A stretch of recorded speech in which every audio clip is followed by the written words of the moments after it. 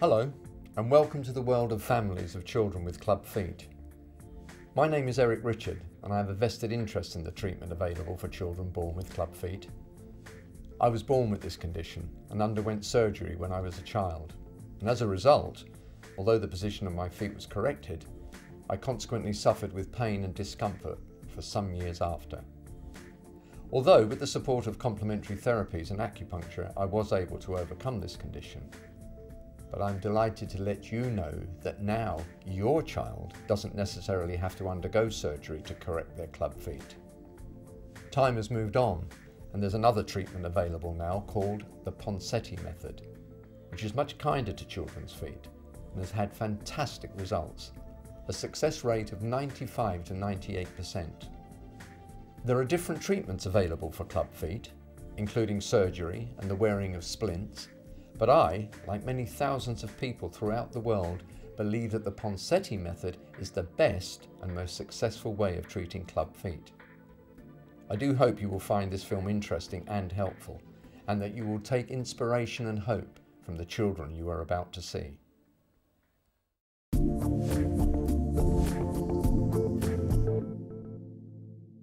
What is clubfoot? Well, an otherwise normal foot turns into a clubfoot during the second trimester of pregnancy. The foot is turned inwards and resembles a club, hence the name clubfoot.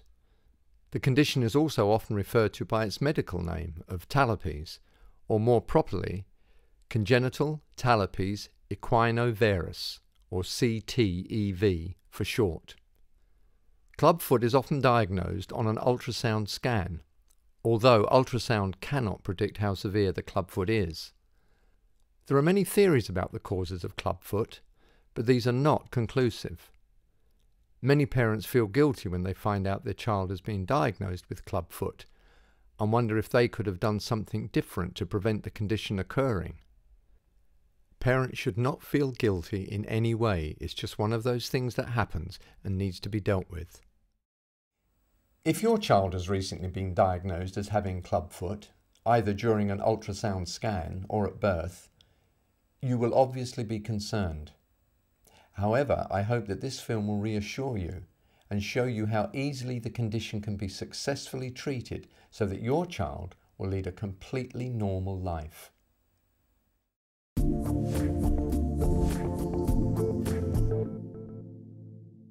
The Ponseti method of treating clubfoot was developed many years ago by a Spanish surgeon, now working in Iowa in the United States, Dr. Ignacio Ponseti. After a few years of operating on feet, he became convinced that surgery was the wrong approach for the treatment of clubfoot. Instead, Dr. Ponseti developed a method of gradually manipulating the foot into the right position over a few weeks, and then maintaining the correction by the wearing of a special brace. Treatment of clubfoot normally starts when the child is just a few days old. Firstly, the feet are examined to determine the severity of the clubfoot. It's important to remember that even the most severe, stiff clubfoot can be successfully treated using the Ponseti method. The practitioner will gently and expertly manipulate the foot towards a correct position. This position is held in place by the application of a plaster cast, which normally stays on for between 5 to 7 days. The child then returns to the hospital to have the cast removed, further manipulation, and another plaster cast fitted. This cycle continues for up to 8 weeks, depending on the severity of the clubfoot.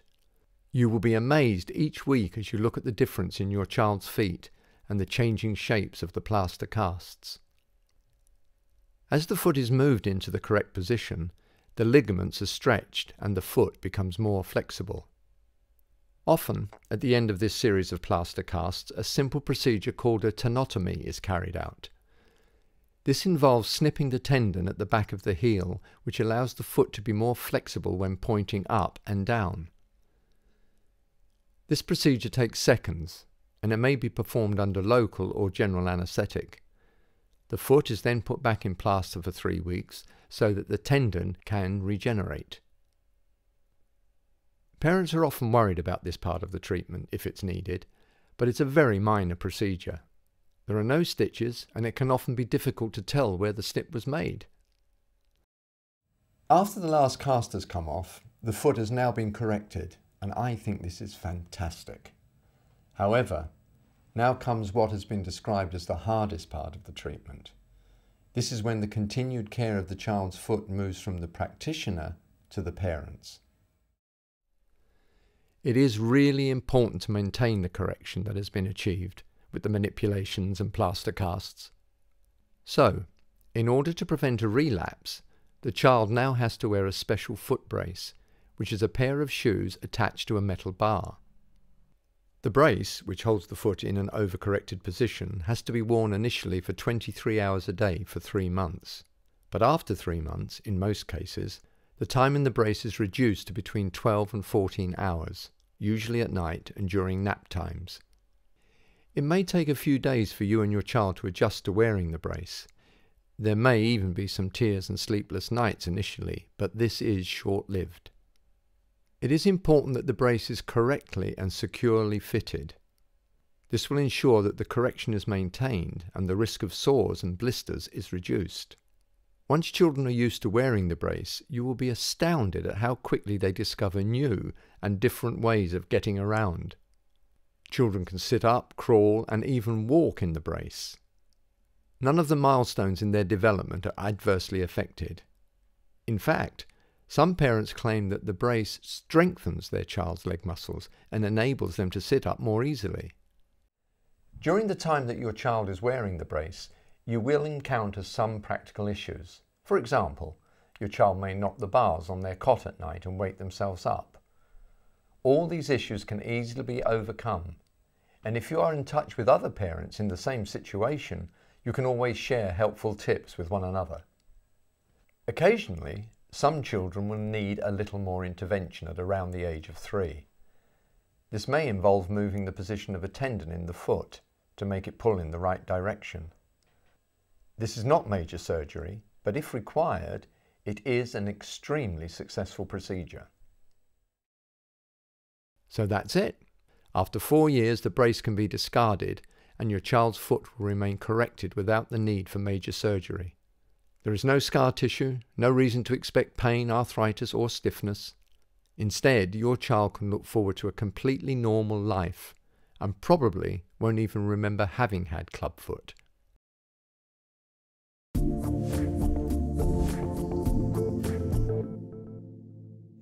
Here are some parents talking about their experience of living with the condition and their child being treated with the Ponseti Method.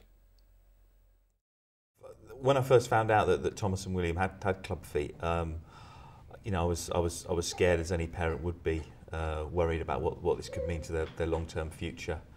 But within a few days of doing a little bit of research, talking to a few people, the consultant that discovered it through the scan, we felt a lot more reassured there would be a positive outcome. It was a big shock. I think I just wanted to have a baby that would be normal and active, and I did fear that he would be permanently disabled. Yeah, we found out at the 20-week scan when we went to the doctors, and that Murad was affected with clubfoot. It was quite worrying initially, and obviously it took us about a week to sink in and started looking for treatments that needed to be carried out for this to get corrected. I first found out about the Ponseti Method on the internet. Initially, my consultant didn't even know about the Ponseti Method of treatment. He just said that Lewis would probably need surgery. I didn't want to take this as the only option, so I took it on myself to go online, go onto the STEPS website, talk with other parents, and through research on the internet, that's when I found out about Ponseti. Before Anthony was born, we were fearful for how we would react to seeing him with club feet. But immediately after he was born, we were just delighted with our lovely new baby. The hardest part was probably following the application of a new plaster, because it can make them a little bit grouchy for about the 24 hours afterwards. maybe the sleep's a little bit more disturbed, almost like they're a bit colicky, but that soon settles down, and by the time that, you know, by a couple of days in, you know, they've forgotten all about the new plaster and they're fine. I think it's really important to not to wish your time away and always be looking ahead to the next stage of treatment.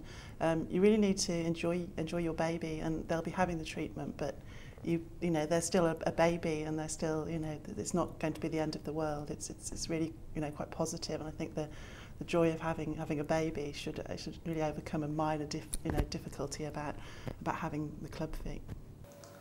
I want to reassure parents that their child would not miss out on any course of development during the upbringing and during the course of this treatment. As we have seen with our child, they walk at the same time as others, they would start crawling at the same time as others. So it's like any other normal child. This is just a treatment which is being carried out at the same time as their normal development.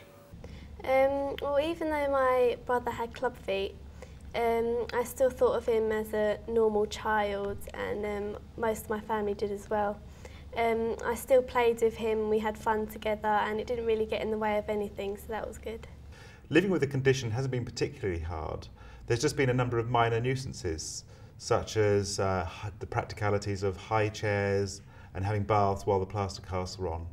The hardest part of the condition for me would be when people would stare at Lewis, especially when he was in his plaster cast, because they would look accusingly at me as if I'd thrown him down the stairs or something. In Boots and Bar the situation's a little bit better because they can obviously see that he's being treated, but initially that was probably the hardest part, being very protective over him as well. The tenotomy wasn't a big problem really. We treated it pretty much like a normal casting. They'd been having casts every week. The main problem really was that they had to be starved for a few hours. They weren't allowed to have any feeds between 9 o'clock in the morning and then 1 o'clock in the afternoon, and they were getting pretty hungry. But we survived. A lot of finger sucking, a lot of walking around and cuddles, and they weren't too bad. And the actual tenotomy was really quick. They were back with me and screaming within 20 minutes. My one piece of advice would be to make sure that the treatment is followed exactly as described by Dr. Ponseti. The hardest part of treatment would be when Lewis first went into his Boots and Bar from cast. In the cast, although he wasn't able to bend his knees, in Boots and Bar he can, but it was really hard. He cried a lot, and I did a lot of crying as well, so we cried together, but the important thing is to persevere. Don't give up. It only lasts 2 or 3 days, and work through it, and I mean, he's absolutely fine now, so just make sure you persevere. What seemed at the beginning, for me, absolutely an insurmountable issue to deal with, both practically and emotionally, you do just get accustomed to it with time, definitely. And when I first came to this hospital, I was a very confident-looking woman walking around with a baby, and I thought, God, look at her, and I was just a gibbering wreck. And within 3 or 4 weeks, I was that confident person, I hope anyway, feeling quite okay about it, knowing what to expect. So if you just give it time, it does get to a situation where you can just deal with it quite happily. Was living with a baby with their legs fully plastered as bad as you thought? No. Once you get used to it, changing nappies is a bit fiddly to start with, and you have to adapt your clothing and your bedding and, you know, get your clump on the leg with the plaster cast and things, but no, it's no problem at all. The babies adapt to it better than we do. So. I hope you found that interesting. If you're able, you will find it incredibly supportive to speak with other parents who are going through this experience.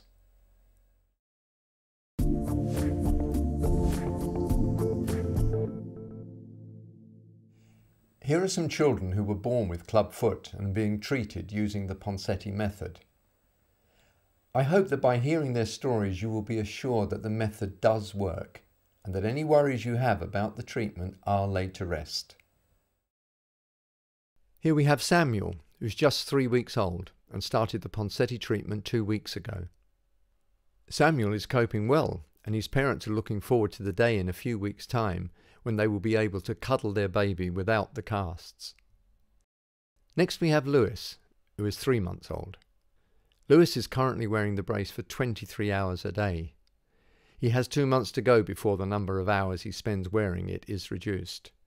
As you can see, he's perfectly happy wearing the brace and does not appear uncomfortable or in any distress at all. Anthony is 13 months and started the treatment when he was just 2 days old. He now wears the brace at night times only for approximately 14 hours. He can crawl and is just beginning to learn to walk on his own. Anthony's feet presented quite a challenge for his doctors. During the early stages of his treatment, it became evident that his feet were very stiff, short and puffy. Dr. Ponseti calls this atypical clubfoot. As you can see, despite this, the Ponseti method has still worked and his feet look and function normally. Anthony can now walk quite happily and is in no discomfort at all. This is Raul, who is being treated in Spain. He was 2.5 years old when his treatment began. And this is Georgie, who is 8 and started the Ponseti method when she was 6.5.